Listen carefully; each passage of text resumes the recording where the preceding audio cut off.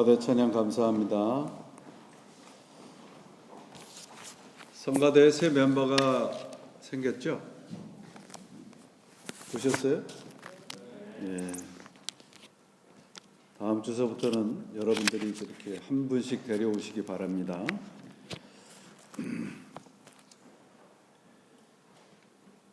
콜 리즈라는 분이 이런 얘기를 했어요. 평범한 진리를 비범한 진리로 만들려고 하면 그 진리를 삶으로 옮기면 된다. 삶으로 나타나는 진리가 참된 것이라는 말이죠. 지난주에 우리가 진리로 자유하게 된다는 말씀을 배웠는데, 진리로 자유하게 된다는 말씀은 우리의 삶의 주인이 예수 그리스도라는 거예요.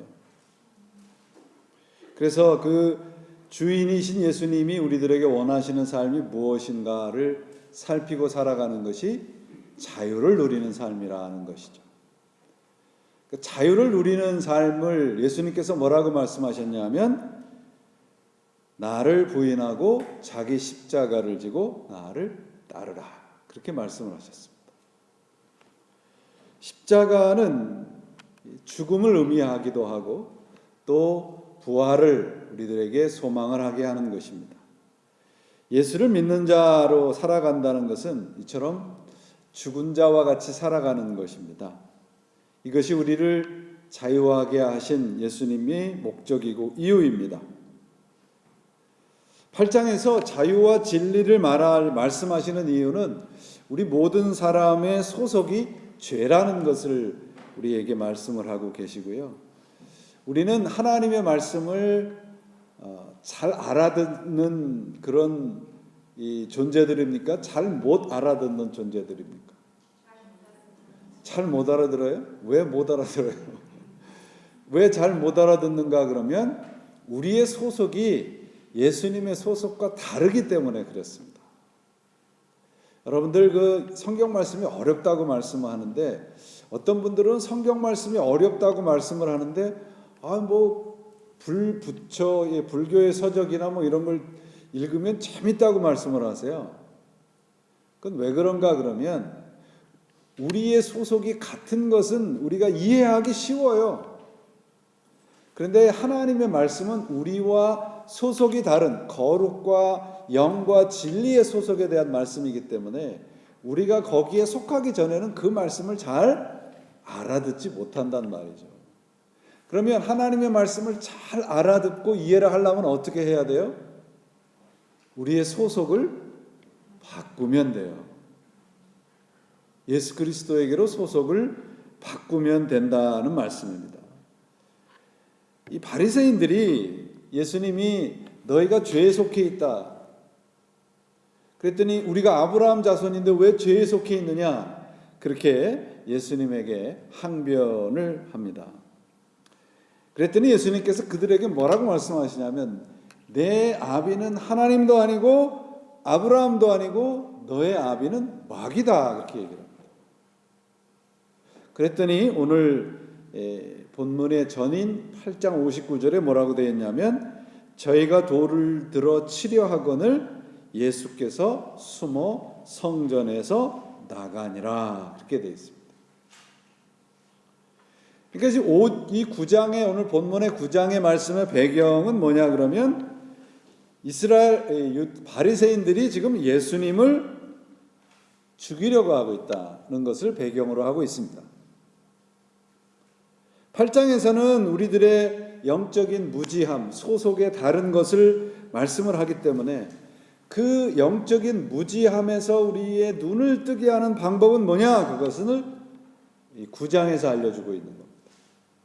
9장에서는 누가 등장하는가 하면 앞을 보지 못하는 한 맹인이 등장을 합니다. 이 사람을 등장시켜서 예수님께서 침을 뱉어서 진흙을 이겨서 눈에 붙여서 눈을 뜨게 하는 기적을 우리들에게 보여주려고 하는 것이 핵심이 아니고요. 우리들이 다 앞을 보지 못하는 족속들이라는 것을 말씀을 하고 있고요. 그러면 어떻게 눈을 떠야 되느냐? 그 말씀이 오늘 말씀의 핵심입니다. 날 때부터 보지 못하는 사람이 등장을 하는데, 날 때부터 맹인이라는 얘기는 자신이 맹인이라는 상태를 모르는 것을 말합니다. 빛이 무엇인지를 모르죠. 한 번도 본 적이 없으니까.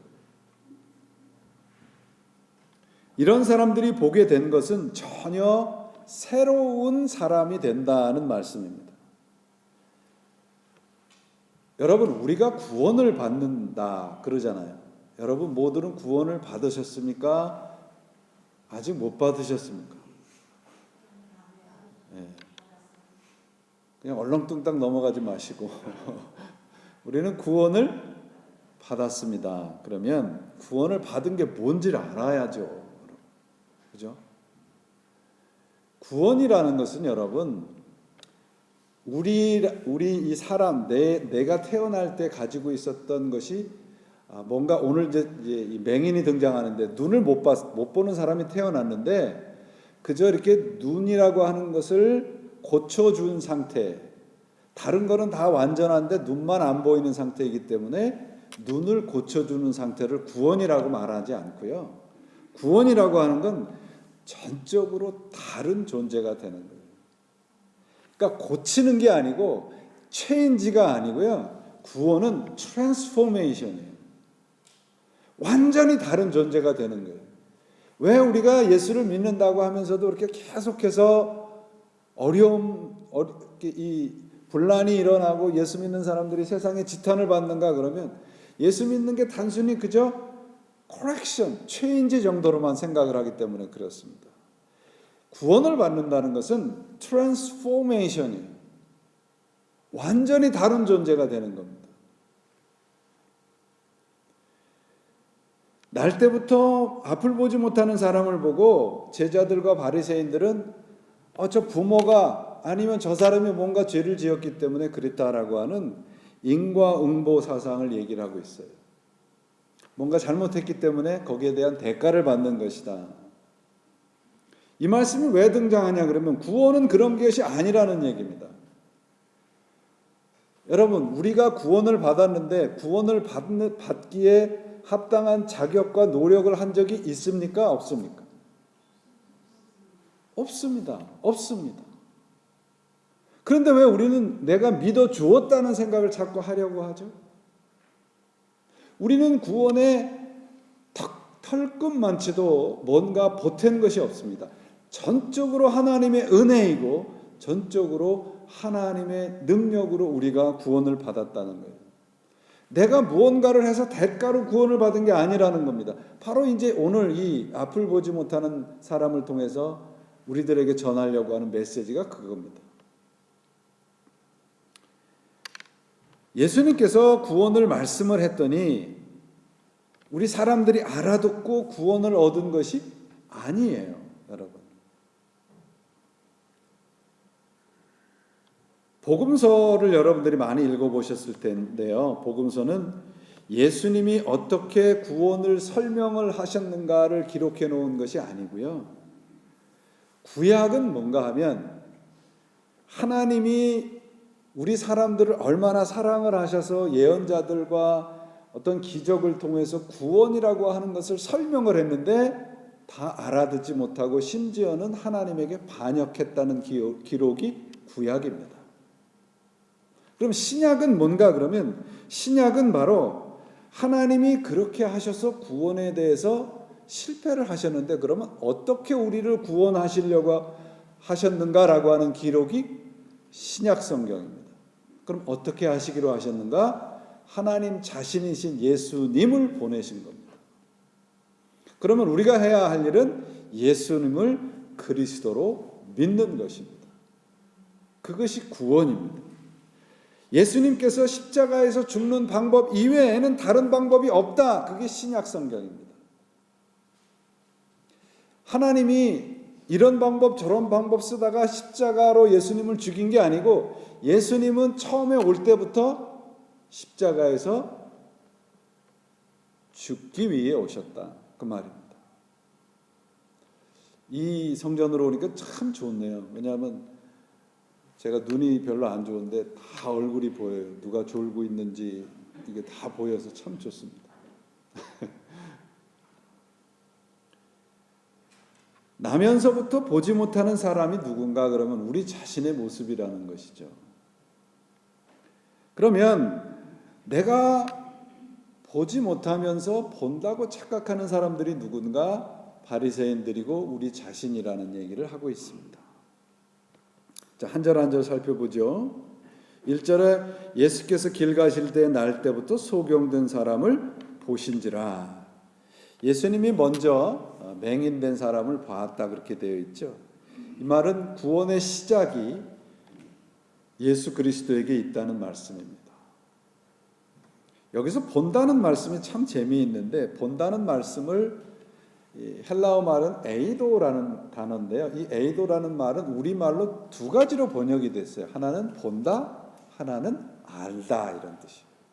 그래서 어떤 구절에서는 안다고 번역이 되어 있고 어떤 번역에는 본다고 번역이 되어 있는데, 한 가지 뜻은 뭐냐면 안다는 뜻입니다.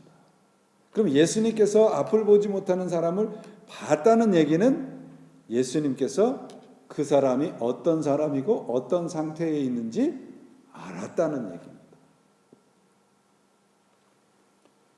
맹인은 주님이 오신지도 몰랐고 그분이 어떤 분인지를 몰랐지만 예수님은 아셨다 그 말이에요. 자, 이 말씀을 우리에게 적용을 해보면 이해가 쉽죠. 우리는 예수님을 태어날 때부터 알았습니까? 몰랐습니까? 몰랐습니다. 하나님에 대한 영적인 감각이 우리 안에 있습니까? 없습니까? 없습니다. 그 얘기를 하고 있는 거예요, 지금. 바로 우리는 눈을 감고 있음에도 눈을 뜨게 해달라고 하는 부탁조차 할 수 없는 존재들이었다. 그게 바로 우리의 구원받기 이전의 상태라는 얘기입니다. 나면서부터 보지 못하는 상태는 바로 우리가 예수님을 알고 믿기 전에 우리의 모습입니다. 우리는 예수님에 대해서 알지도 못하고 보아도 그를 그리스도로 믿지도 못하는 그런 존재들이었습니다. 그럼에도 불구하고 예수님께서 우리에게 찾아오셔서 우리를 구원의 길로 이끌어 주신 겁니다. 자랑할 것이 아무것도 없는 거죠. 예수님이 그 맹인된 사람을 만났을 때 제자들이 물어요. 이 사람이 어떻게 이런 장애를 가지고 태어났습니까? 부모가 죄를 져서 그렇습니까? 아니면 저 사람이 죄를 졌습니까? 그때 예수님께서 뭐라고 말씀하시냐면 4절을 보세요. 예수께서 대답하실 때 이 사람이나 그 부모가 죄를 범한 것이 아니라 그에게서 하나님이 하시는 일을 나타내고자 하심이라. 이 말씀은 조심스럽고 아주 우리가 신중하게 알아들으셔야 합니다. 내가 믿었더니 구원을 얻었다. 구원을 인과응보적으로, 인과론적으로 생각을 하면 이 말씀이 옳을 수 있습니다. 그런데 여러분, 이 말씀을 우리가 곡해하면 4절을 하나님이 하나님의 일을 하시기 위해서 사람들을 불행과 어려움 속으로 몰아넣는 끔찍한 분으로 이해할 수 있다는 것입니다. 자, 4절을 우리말 성경에 보면, 우리가 개역 성경에 보면은 이 원문의 그 비교해 보면 조금 아쉽게 번역이 되어 있습니다. 이 그 4절 말씀이 이런 말씀입니다. 보세요. 우리말로 이제 쉽게 번역을 하면 아니다, 그렇지 않다. 예수님께서 대답하셨다.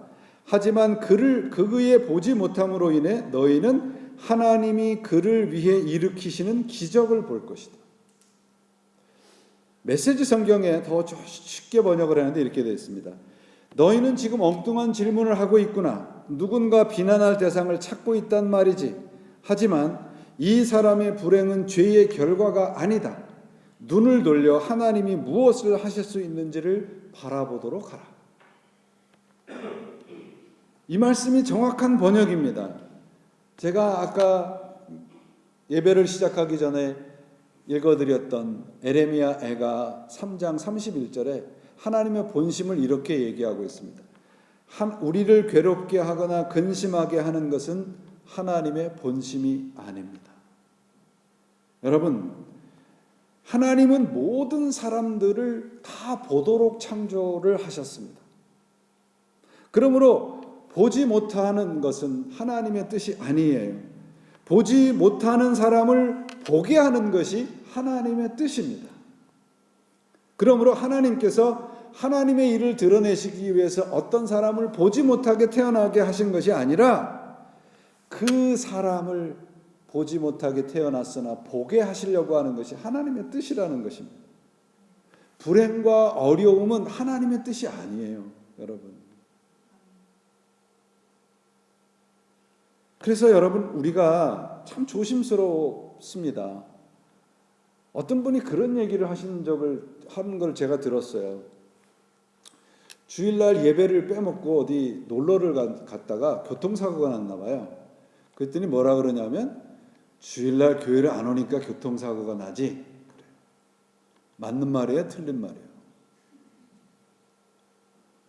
오늘 질문을 제가 이상한 걸 많이 하죠. 그 말이 뭐냐면 네가 주일날 예배를 빼먹었으니까 교통사고가 났지. 그렇게 해서 고소해 하는 거예요. 하나님의 뜻은 그게 아닙니다. 하나님이 그렇게 째째한 분이에요, 여러분. 또 이렇게 얘기했다고 또 주일날 또 쉽게 빠지지 마시고. 하나님은 여러분, 우리가 아파할 때 함께 아파해 주시고, 우리가 어려워할 때 우리의 신음소리에 함께 귀 기울여 주시고, 하나님은 우리가 고난당할 때 우리보다 더 아파해 주시는 분이십니다. 그게 우리 하나님입니다. 하나님은 우리에게 어떤 일이 벌어져도 그 일을 통해서 하나님의 일을 하시는 분이십니다. 그러니까 우리가 어떤 형편과 사정과 우리에게 일어나는 일들이 힘들고 어려울지라도 우리가 해야 할 질문은 why가 아니고 how예요. 하나님, 우리가 이 일을 통해서 어떻게 하나님의 일을 따라갈 수 있겠습니까? 이걸 질문해야 되는 겁니다. 그래서 4절에 뭐라고 말씀하냐면 때가 아직 낮음에 나를 보내신 이의 일은 우리가 하여야 하리라. 밤이 오리니 그때는 아무도 할 수 없느니라. 하나님의 일을 한다고 했는데 여기가 이 번역도 좀 아쉬운데요. 이 우리가라고 되어 있죠. 우리가 하여야 하리라. 그래서 우리가 뭔가 해야 된다는 뜻으로 우리말 성경에는 번역을 해놨는데요. 우리가라는 번역을 원문에 보니까 I must walk라고 되어 있습니다. I예요. I는 누굽니까? 예수님. 그러니까 하나님의 일은 누구만 할 수 있다? 예수 그리스도만 할 수 있다는 것입니다. 하나님의 일을 하기 위해서는 그러므로 우리가 예수 그리스도를 믿어야 하는 것이고 그분의 말씀에 동참해야 하는 것입니다. 제가 6장에서 말씀드렸어요. 하나님의 일은 무엇이라고요? 예수님을 그리스도로 믿는 것입니다. 믿음이 하나님의 일이에요, 여러분. 6장 38절과 39절에서 하나님의 일에 대해서 그래서 자세하게 설명을 했는데 그 말씀이 뭐냐면 나를 보내신 이의 뜻은 나에게 주신 자 중에 한 사람도 잃어버리지 아니하고 마지막 때에 그를 다시 살리는 것이다. 아버지께서 살려내라고 한 모든 사람을 하나도 잃어버리지 않는 것이 하나님의 일을 하는 것입니다. 그러므로 이 눈을 뜨는 사건은 죄와 허물에서 죽었던 자들이 거듭난다고 하는 것을 비유적으로 보여주는 것입니다. 구원은요, 거듭나서 하나님을 볼 수 있는 상태입니다.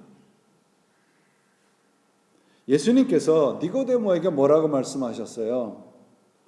내가 진실로 진실로 너에게 이르노니 사람이 거듭나지 아니하면 하나님의 나라를 볼 수 있다 없다? 볼 수 없다 되어 있습니다. 예수님을 그리스도로 믿지 않는 사람은 다 보지 못하는 상태란 말이에요. 우리를 하나님의 나라를 보게 만드시는 일이 하나님의 뜻이고요. 그게 구원입니다.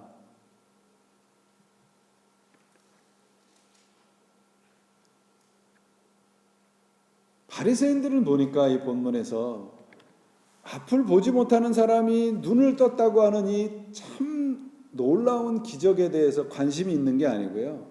저 사람이 어떻게 눈을 떴는가, 그 사람에 대해서 관심을 갖는 것이 아니고 자신들이 가지고 그리고 자신들이 믿고 있는 신앙이 옳다는 것을 증명하기 위해서 그 앞을 보지 못하는 사람을 데려다 추궁하고 그 부모까지 데려다 추궁을 하고 결국은 예수 그리스도를 죽이려고 하는 자리까지 갑니다. 그런데 자신이 생각하는 것과 틀렸다는 것을 증명하기 위해서 수단과 방법을 가리지 않는데, 이 앞을 보지 못하던 사람이 예수 그리스도를 통해서 눈을 뜨면서 한 고백이 있습니다. 오늘 본문의 25절이에요. 대답하되 그가 죄인인지 내가 알지 못하나 한 가지 아는 것은 내가 맹인으로 있다가 지금 보는 그것이니이다. 그러나 한 가지 확실히 아는 것은 내가 눈이 멀었었는데 이제는 볼 수 있다는 사실입니다.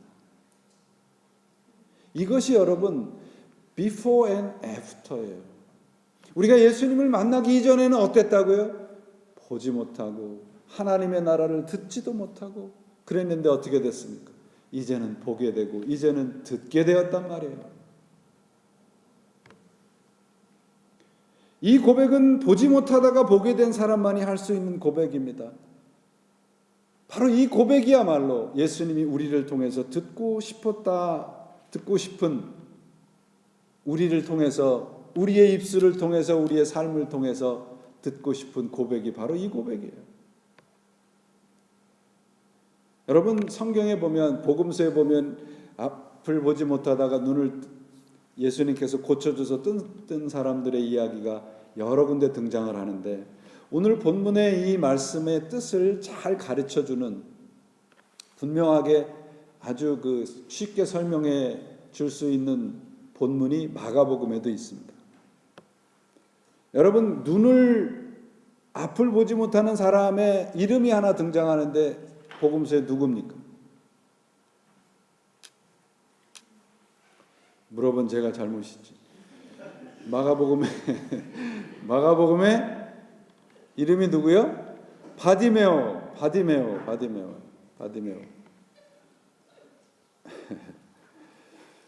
이 바디메오의 이야기가 마가복음 10장 32절 이후에 등장을 하는데요.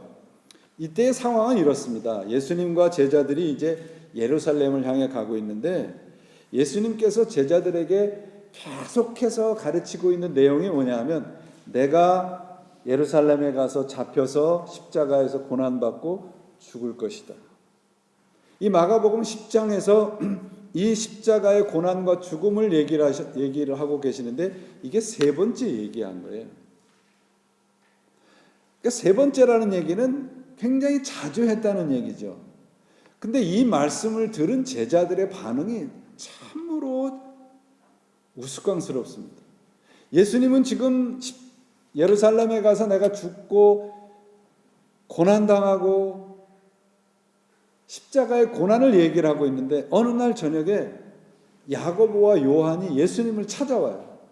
그 말씀을 들은 직후에, 스승이신 예수님께서 예루살렘에서 고난받고 죽겠다라고 하는 그 가르침을 들은 직후에 야고보와 요한이 찾아옵니다. 그리고 뭐라고 얘기를 하냐면, 선생님이 나중에 영광 중에 오를 때 한 사람은 오른쪽에 한 사람은 왼쪽에 있게 해 주십시오. 하나는 주의 우편에 하나는 좌편에 앉게 해 주십시오. 야고보와 요한이 작심하고 찾아온 거예요. 왜냐하면 복음서에 보면 그의 어머니도 같이 왔거든요. 예수님은 십자가의 죽음과 고난과 우리의 구원을 위해서 지금 십자가의 길을 걸어가시겠다고 하는데, 제자들의 마음은, 생각은 다른 데가 있어요. 선생님, 당신이 영광 중에 앉을 때 한 사람은 오른쪽에 한 사람은 왼쪽에 앉게 해주십시오라고 하는 제안을 예수님에게 하자, 예수님이 뭐라고 얘기를 하냐면 그들에게 한 가지 질문을 합니다. 내가 너희에게 무엇을 하여 주기를 원하느냐? 내가 너희에게 무엇을 하여 주기를 원하느냐. 그때 야고보와 요한은 세상적인 영광과 권력과 세상적인 성공을 원했습니다. 예수님께서 원하시는 것과 제자들의 원함은 전혀 다른 것이었습니다. 야고보와 요한이 찾아온 그날 밤이 지나자 그 다음에 길을 가고 있는데 예수님의 일행에 바디메오라는 사람이 들어옵니다. 바디메오를 만났는데 예수님께서 이 앞을 보지 못하는 바디메오에게 야고보와 요한에게 했던 똑같은 질문을 해요. 내가 너에게 무엇하여 주기를 원하느냐.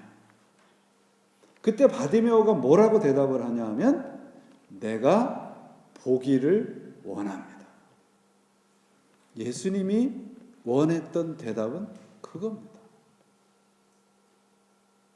왜 성경은 야고보와 요한과 바디메오를 연달아 등장시켜서 기록을 하고 있는가? 야고보와 요한은 앞을 보지 못하는 소경이었다는 거예요. 그러나 자신이 앞을 보지 못한다고 생각을 하고 앞을 보지 못한다는 것을 알고 있던 바디메오는 하나님의 예수 그리스도에게 내가 보기를 원한다라고 하는 고백을 할 수 있습니다. 자, 우리가 예수님을 그리스도로 믿습니다라고 하는 고백을 할 수 있는 첫 번째 발걸음은 무엇입니까? 나는 당신을 그리스도라 믿을 수도 없는 존재입니다. 나는 당신을 보지도 못하는 그런 소경과도 같은 존재입니다 라고 하는 고백이 있을 때 우리의 구원은 시작이 됩니다. 이게 오늘 본문을 통해서 우리들에게 가르쳐 주려고 하는 말씀이고요.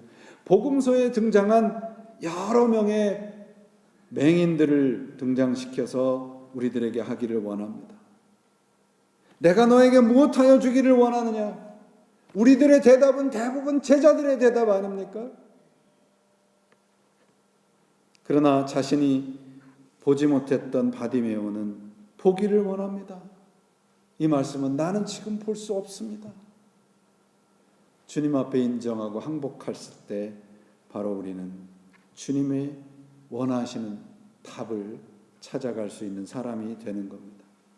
이 바디메오는 여러분, 제가 맹인의 이름이라고 말씀드리는데 이 앞을 보지 못하는 마가복음에 등장하는 바디메오라는 사람은 바디메오가 그 사람의 이름이 아니에요.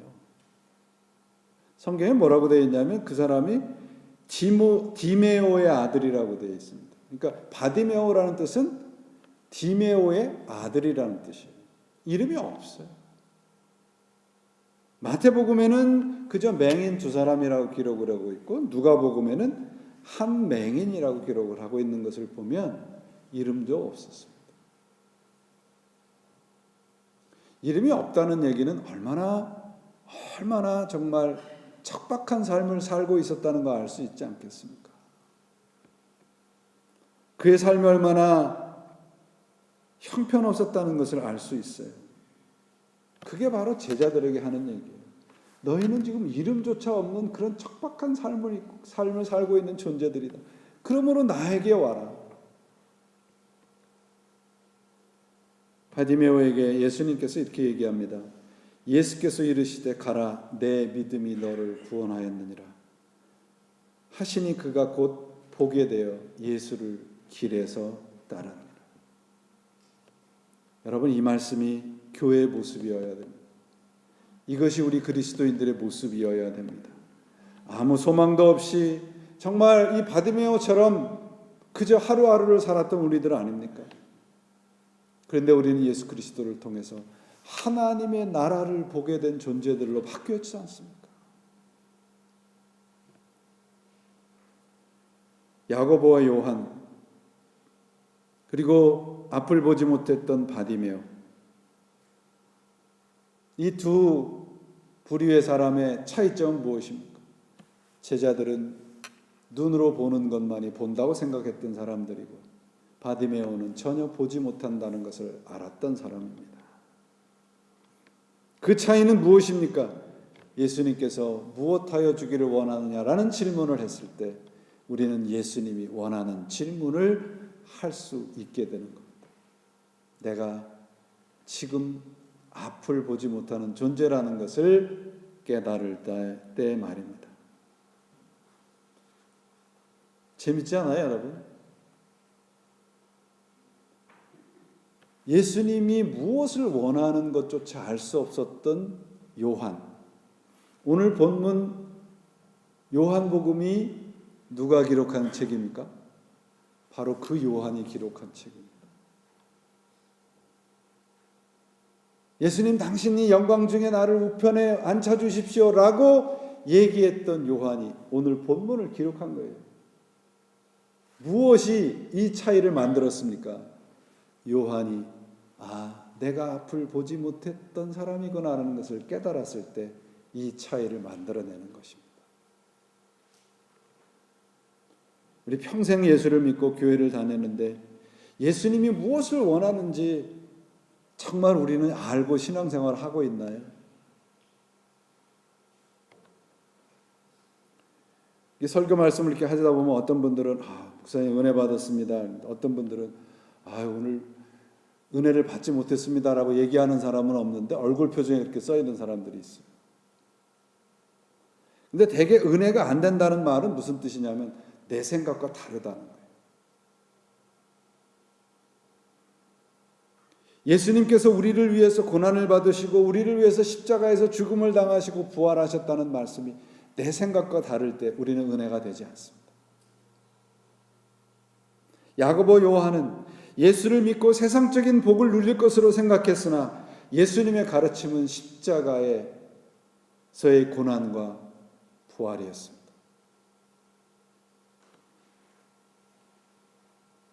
제가 이 욥기를 말씀하면서 한번 말씀드린 적이 있어요. 우리 신앙이 어떻게 바뀌어야 되냐면요, 아무 까닭 없이 믿으셔야 됩니다.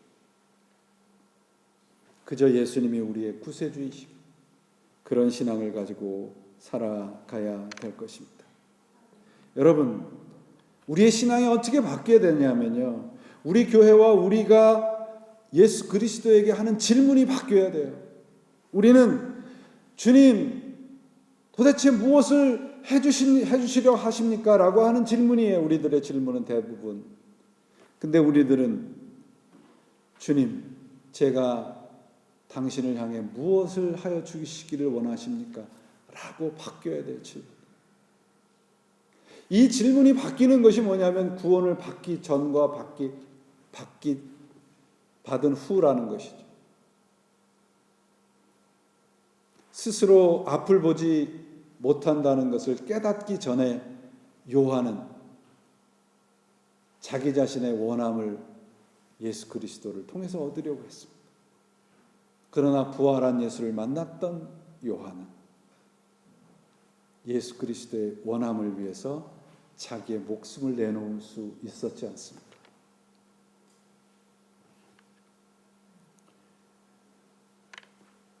저는 우리 교회가 이쪽으로 옮기면서 참으로 여러 가지 생각을 많이 했습니다. 물론 과정 속에서 여러 가지 힘들고 어려운 일들이 없었던 것은 아니지만 이 말씀을 준비하면서 우리 교회가 세상을 향해서 그리고 이웃을 향해서 해야 할 질문이 무엇일까? 우리 교회가 하나님의 하시는 일을 하려고 한다면 무엇을 해야 할까? 질문이 바뀌어야 됩니다. 우리가 하나님의 하시는 일에 동참하려고 한다면 내 옆에 사람, 내 이웃에게 이런 질문을 할 줄 아는 사람이 되어야 됩니다. 내가 당신을 위해 무엇을 하여 주시기를 원합니까? 이게 사랑이잖아요, 여러분. 우리가 이웃 사회를 통해서 이 커뮤니티를 에게 심지어는 이곳에 있는 미국 교회에게 이 질문을 할 줄 알아야 돼요. 우리가 당신들을 위해서 무엇을 하여 주시기를 원합니까? 이런 질문으로 바뀌면 저는 이곳에서 분명히 하나님의 기적이 나타날 거라고 믿습니다. 질문이 바뀌어야 돼요, 여러분. 하나님을 향한 우리의 답은, 하나님은 우리에게 묻죠. 내가 너에게 무엇하여 주기를 원하느냐? 그러면 우리의 답은, 나는 당신을 믿기를 원합니다. 믿음이어야 됩니다. 그리고 이웃을 향한 우리의 질문과 답은 바로 사랑과 헌신이어야 됩니다. 사랑하는 여러분, 오늘 본문에 보시면 예수님께서 맹인의 눈을 어떻게 고치십니까? 진흙에다가 침을 뱉으셔서 그 진흙을 눈에 발랐어요.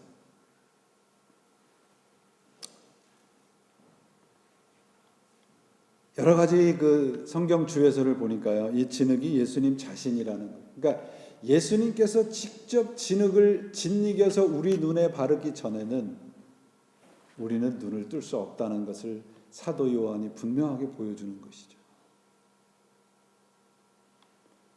예수님께서 이렇게 우리의 눈을 여셔서 이 자리까지 데리고 오신 것입니다. 우리가 눈을 떠야 볼 것을 보게 되고 제대로 걸을 수 있고 하나님의 일을 할 수 있게 되지 않겠습니까?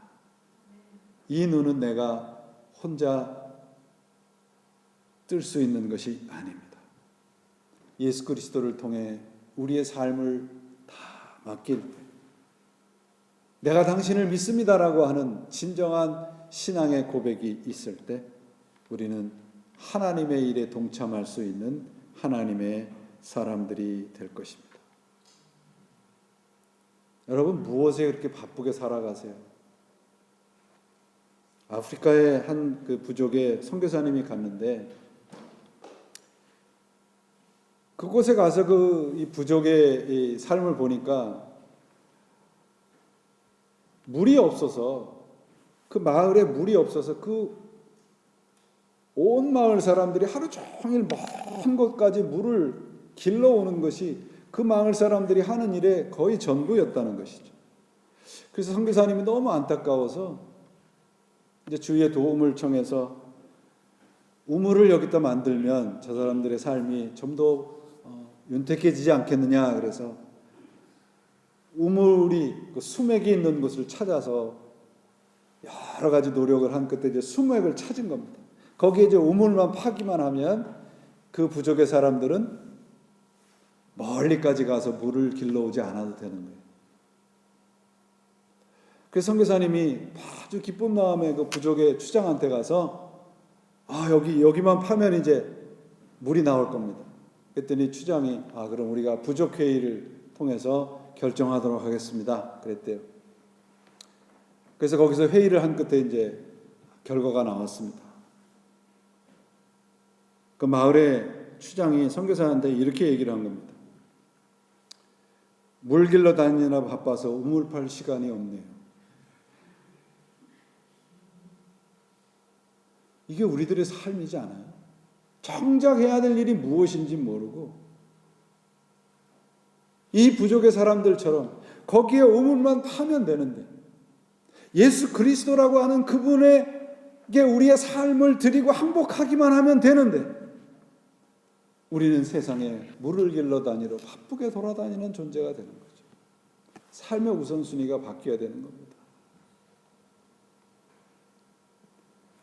우리의 신앙과 인생의 질문이 우리 자신의 원함을 나타내는 것에서 하나님과 이웃을 향한, 이웃을 위한 질문으로 바뀌어지는 우리 교회가 되시기를 바랍니다.